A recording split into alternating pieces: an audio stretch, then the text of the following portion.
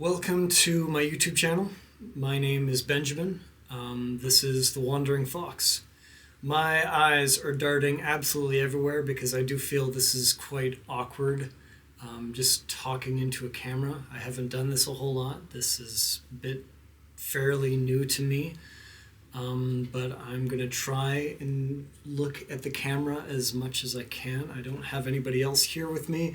This is my recording studio, recording room. As you can see, the walls are pretty padded with this soundproof, I don't know what you call it. But anyways, it's pretty good. It's very quiet in here. Anybody who walks in here, you do feel the sense of like, wow, I can really hear myself so much better than before, because it's just really quiet and I like it. But anyways, I'm going to go over some of the things that I want to get out of this YouTube channel, this podcast. I want to bring people on. This is going to be mostly a podcast about interviewing and my own personal journey and learning from people. So in no particular order, I did bring out kind of a list of just communication styles that I think I want to touch on with people. I'm just going to read out the list because I think they're all kind of interesting. So the topics around communication, so the big 5 personality types, I want to bring this up with people. I think they're really interesting and not enough people are familiar with them. The big 5 aspects, it's a personality quiz, not quiz, but it's a personality test that not enough people are familiar with. People are familiar with Myers-Briggs, like the INFG, like the different letters. Sometimes some people are a little bit more familiar with the colors. But honestly, the big 5 aspects are the best. They even most psychologists and anybody who studies personality types will say this: the big 5 is the best type of personality diagnosis. So I want to bring that up with people eventually. We'll see where the conversations lead, but that's a big one for me. Emotional intelligence, that'll be an interesting one to bring up with people. Attachment styles, I've been really looking into this over the last couple of years, or year more specifically. So I think this would be an interesting one to get into. Saving face or reputation. This is such an interesting idea. A lot of cultures have very, very different views on reputation. And so if I can bring that up with different guests, I think that would be cool. Non-verbal communication. I don't think a lot of people really understand that. I remember when I was quite a while back when I was dealing with my resume and trying to really bring that together and find some really good keywords. I put down as in my soft skills that I have good nonverbal communication. And when I had somebody look over it, they actually asked, not the person who's interviewing me, just a friend look over it, friend advisor. He's like, what is nonverbal communication? And I looked at him almost surprisingly, thinking, really? But it's very valuable. Like, just hand signals is a big nonverbal communication, and kind of just understanding cues. Like if someone, I had a friend one time. He would come over, and we would stay so late into the evening. And it was a lot of just like, okay, I want to go to bed. I want to do stuff tomorrow. I don't want to tell you to leave, but like get out of my house. So, and he would stay until like 1 in the morning. And I'm like, dude, like we're not doing a whole lot. We're just talking. And it's like, I don't know. Sometimes the nonverbal communication is simply just social cues. And understanding that is a really big deal. So I think talking about that and kind of exploring that with people, I wouldn't mind trying to get a better understanding of that, what that might be, or get a better understanding of what other people view as nonverbal communication. Haptics. I didn't really know this word up until I tried to find the definition of it, and so haptics is a human touch. I think in this world we're really severely lacking a lot of human touch with people. I know just from my own personal experience, I've been single for a lot of years now, about half a decade, and sometimes just getting a hug from somebody can be a really big deal, and that's really valuable. And it makes me think, I wonder how often there are a lot of other people that are just craving a little bit more human touch. Like, it's not such a big deal if you're in a relationship and maybe you have kids around that you can give hugs, but for somebody who's single and maybe they live a pretty busy life, maybe you don't get enough human touch. Maybe you don't get to hold someone's hand and you can give a hug, I think that would be an interesting one to explore, only because in a lot of cultures they're pretty different. It's sometimes in some cultures human touch is much more common than in others. So that would be that would be a very interesting one to explore. I want to get into storytelling, the difference between linear and circular stories. That's kind of an interesting one. Again, these are in no particular order. Fables, myth and legend with lessons, pillow talk. I brought this list up with a friend of mine, and the moment he's seen pillow talk, it reminded him of how sometimes that can be a very vulnerable but almost needed state of conversation, having that pillow talk. So I found that very enlightening, how as odd as it seemed to kind of have it in my list, it's very valuable in any sexual romantic relationship is pillow talk. So I think, and that's also sort of a cultural difference. And so I wouldn't mind discussing the importance of it if we can get it, if I have a good guest that would want to discuss communication in that manner. Radical candor. I think I can be radically honest, sometimes way too often, but it's a good one to try and discuss. And then active listening. So the importance of this podcast is because I want to talk to people. I have had way too many opportunities to talk to people, but a lot of times I don't get enough time, and I meet someone and I'm just like, man, I wish I could take you aside and just talk to you for an hour and just ask you a bunch of questions, because sometimes it's not that not that I find what they're saying extremely compelling. I just want to learn from them. Like, I'll meet somebody that has one view one day, and then that same day later on, I'll meet somebody else that has a completely different view on the same subject, but radically different. And both people, I'm like, man, I don't have enough information about this subject, but I wish I could talk to both these people, maybe not together because they're so radically different, but I wish I could talk to these people and really spend like maybe an hour or two just asking, questioning them, kind of off the cuff and just trying to learn from people. So that's kind of the mission plan for this.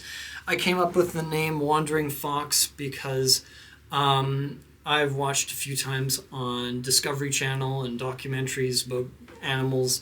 You'll see these foxes in the Arctic and in the snow, and they'll go out hunting for mice. And so they're very, very small dogs, small canines. But what will happen is they'll be walking on top of like feet of snow, and they'll be listening and feeling for what's underneath, but they don't really know up until they're really starting to get a little bit more positive. Oh, something's in there. So they'll stop and then pounce.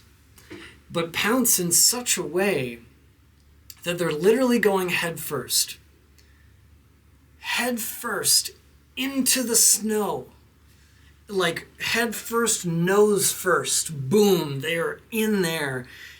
And the idea is they think they found a mouse, or they think they found some sort of food that they can grab onto mouth first. And so that's kind of the idea. I want to be able to have people on, and I'm going to dive right in. Let's go now. I got some questions, but I'm still a wandering fox, just trying to find myself in the world. So that's kind of where the name came from. But consider me the wandering fox. Where else? Podcast plan. My idea is every once in a while I might do a movie review, because I'm a big fan of movies, and I've always thought about doing movie reviews. So maybe after I watch some movie that just came out, I'm going to do a review. Might turn on my camera and let's do a 10-15 minute thoughts from Ben on this movie. But mostly it's going to be catching up. I'm going to tell you what's going on in my life and some of the stressors and some of the things that really got me thinking over the last couple weeks, or what's just thoughts, really. But updates, current events, articles. I like to eventually get news articles. So if I can, I was telling my friend about this, I want to be able to get like three subjects of news articles. If that's more than 3 news articles, but 3 subjects. So we have local news, so stuff in and around my province and my city. Global news, stuff that's kind of happening around the globe that is relatively interesting or relatively affecting me. And culture, because that's obviously extremely interesting for everyone, but sometimes not so heavy. We'll see. But I'd like to at least get those 3 kind of subjects, trying to round it out on my podcasts.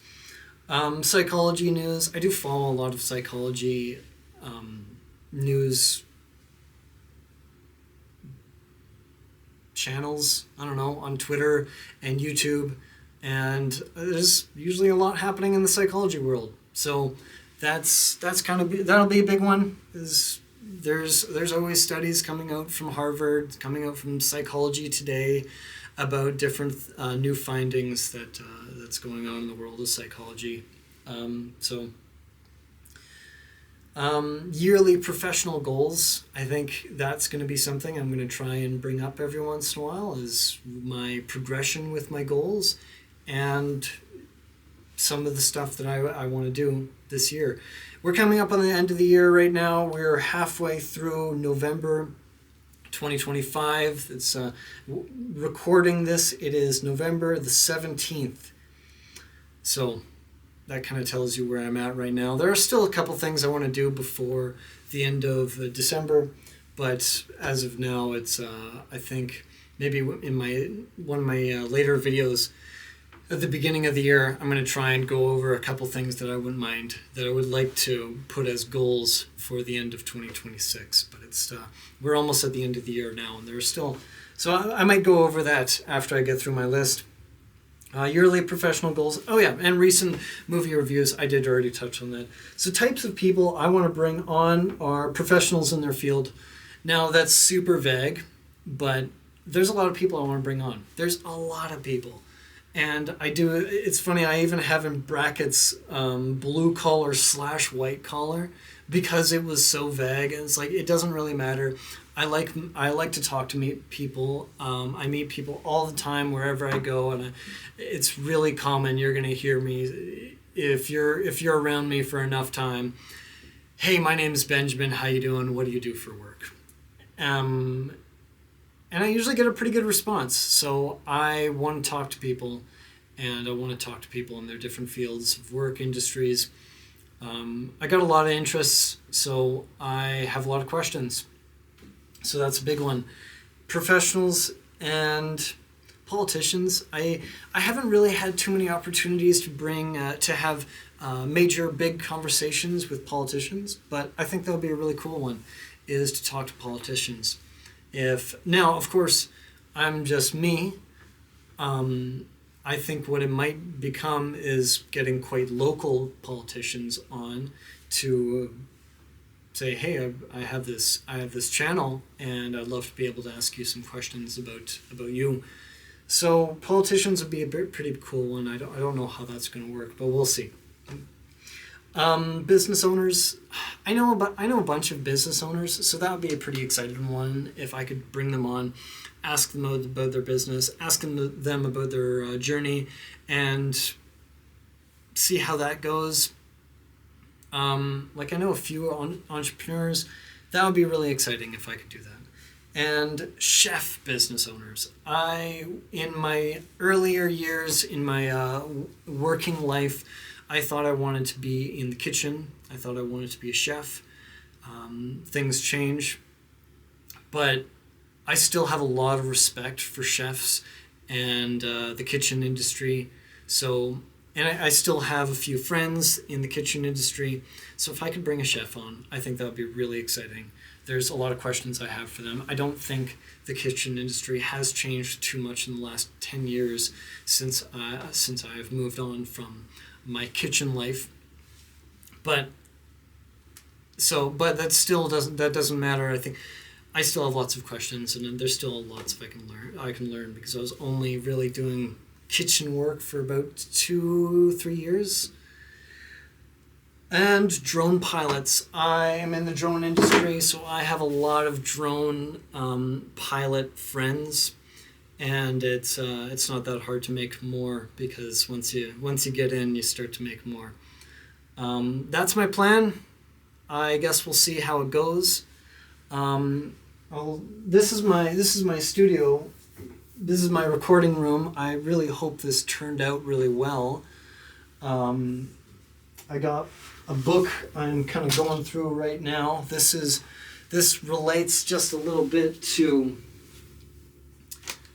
the goal that I have for the end of the year, and it's called the Norwegian Wood Chopping, Stacking, and Drying Wood the Scandinavian Way. It's a really good book. This is one of my absolute favorite books. I'm actually reading it the second time because there's a lot of really incredible information in here. A lot of charts and graphs and a lot of data and different diagrams on different ways to stack wood so it can dry either really fast or really slow or cool, and depending on what temperature or what environment it's in, and temperature and humidity. It's really interesting stuff. But the reason that this relates to one of my goals is because I want to buy a sauna. I have been doing a lot of sauna. I've been in the sauna a lot in the last couple of years now, and I find it extremely refreshing. I find that it not only helps my skin and my just general cardio health, I find I sleep better for it. It's quite the reset when you kind of get in and you go for a few rounds. You do a bit of a cold plunge between sessions. It's really something, and I love it. But I go to a public facility. Every once in a while they're closed, and when I say public, I mean public in the sense that it is run by the city that I live in. So they go along with different statutory holidays. Remembrance Day just passed, and so they were closed on Remembrance Day. Remembrance Day fell in the middle of the week on a Tuesday, though, so I couldn't go there. Even though I had a day off, I still couldn't go to the sauna, which was sort of disappointing. But whatever, that's kind of the way of the world right now, or that's just how things go. So I want to buy a sauna. And I realized that when you have a sauna, you need wood. And so I'm kind of going over this book again because not only it's extremely interesting, but I know it's going to be very, very useful. I think that's about it. This is my first video. I had a hard time looking at the camera. I'm kind of looking over here at my laptop. As you've kind of been able to see, my eyes are over here and they should be right here. I'm going to get better at this eventually. What ideally I want is to not have to look at the camera and just kind of look to the side at whatever guest I have on. That's the ideal. That's me in an ideal world, but it's getting better, or I'm getting better. I hope this is progress. I've actually made a video. I've stuttered a lot. I feel getting kind of self-conscious over that, but I think this is the whole name of the game, is you just get better at speaking. This is something I want to work on. Yeah, maybe I'll. I was gonna say maybe I'll talk about what I have here, but I don't really have anything here. This is a very, very small room with that's covered in this foam, just to keep it as soundproof as possible. But I think the lighting looks pretty good. Yeah, I think it turns out okay. This is my introduction video for Wandering Fox. See you next time.